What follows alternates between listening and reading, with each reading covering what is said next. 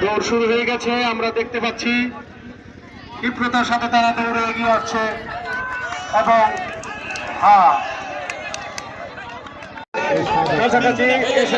আমাদের আসলে দুইজন আছে।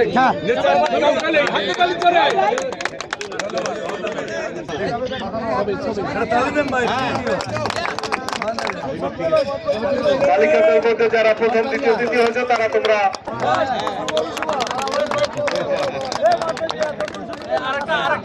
মিটার দৌড়ে যারা প্রথম দ্বিতীয় তৃতীয় হয়েছে আমাদের আসলে দুইজন আছে।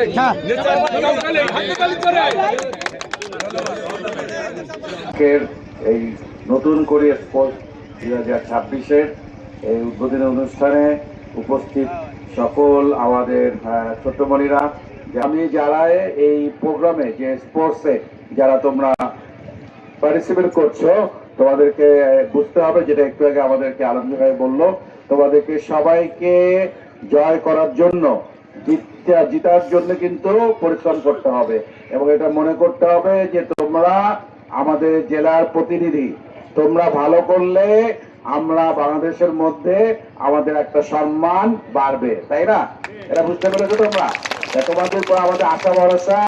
ক্রীড়া পেশা হবে, পরিবার ভরসা পাবে। আপনারা ইতিমধ্যে শুনেছেন যে 30টি ইভেন্টে 300 মানুষকে তিনি 1 লক্ষ টাকা করে বেতন দিয়ে তিনি বাংলাদেশের ক্রীড়া জগৎকে সমৃদ্ধ করেছে।